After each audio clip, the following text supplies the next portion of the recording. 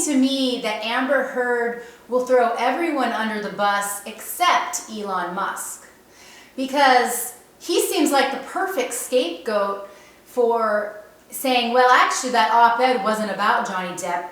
It was about a different powerful man I dated, Elon Musk. Seems like she would use that, since she will deflect and throw everyone under the sun, under the bus, but she won't with Elon Musk. She won't make him the scapegoat, and she very well could, right? And you'd think her counsel and her would have even tried that approach. But see, he's actually too powerful to throw under the bus, which is kind of creepy. I don't know if you saw that Jennifer Howell in her deposition said that Paige Heard, Amber Heard's mom, said that Elon Musk was a psychopath who was very controlling and put trackers on Amber's car. And also there was, I guess, talk about how he wanted to destroy the sperm sample that Amber Heard had because they were thinking about procreating, which is terrifying.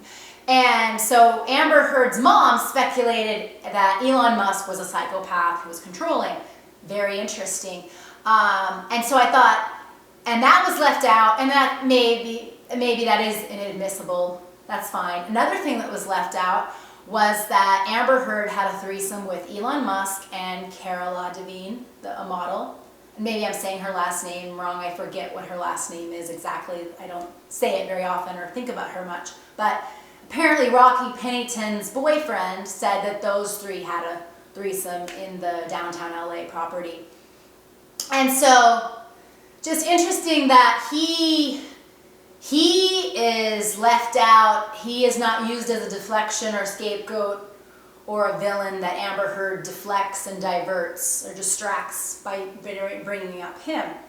And who knows, maybe not only maybe is there power there that she can't say truth to power, but also maybe even her daughter, who knows, maybe that's his daughter. Maybe she's kept those sperm vials. I don't know the intricacies, obviously.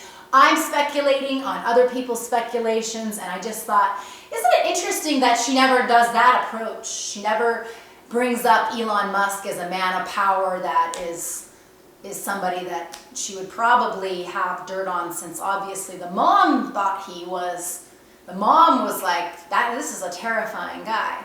And I know that I know that right now with Elon Musk's buying Twitter and his tweets about freedom of speech, that people have this kind of idea that he's the new savior that has our best interests in mind because he's going against the left. And I don't actually buy that he has our best interests, because he is creating the smart cars that are tied in with a social credit system in which our gas, our banking, our food are all tied into whether we've been a good little citizen and whether we're continuing to say the right thing and do the right thing. And so he's part of that. I don't have illusions that he is one of the good guys. I think he's controlled opposition. I think he plays the role of the socially awkward, bumbling, smart guy that's just really so sick of the left too. But notice that he, unlike people like Joe Rogan or Candace Owens, notice that he is able to be a guest on SNL. He's invited to do a lot of things that are right in line with part of the system, but then they kind of act like they're having a fight. It's almost like they're play acting that they're having a fight with Elon, but they're actually doing that so that he is the ace in the hole that seems like he's on our side for freedom of speech, but is actually creating the entire slave system with smart cars so that we trust him and think, oh, he wouldn't do that. Elon's on our side. He has said, notice not by his actions, but we think, oh, his words say that he's this, so I'm going to trust this smart car. I don't buy that he's on the side of that. I believe he's on the side of creating that ESG social credit scoring, because he is making those cars that go right along with that agenda. Maybe I'm wrong. Hopefully I'm wrong, but it doesn't. I don't trust that has our best interests in mind. And I also, but I do think it's revealing all of these things about just, even his tweet about Johnny Depp and Amber Heard saying that at their best, they're both really great people. That is so disingenuous to me, because if you were dating Amber Heard and you believed her about Johnny Depp being abusive, then you hate him.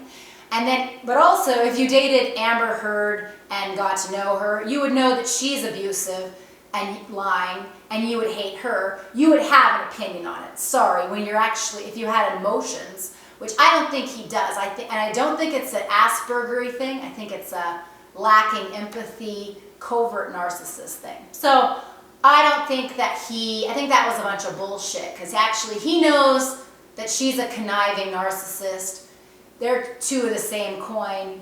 And I think I don't know, you'd have an opinion either way. You'd either be Amber's dupe and you'd think that Johnny Depp was evil because you'd buy into her story and have empathy for her as someone you dated, or you would have the idea, because you dated Amber Heard, of what she really was. So that's another thing that actually makes him lose credibility, is his both of them are great in their way. Oh, you're not, you're playing a role too.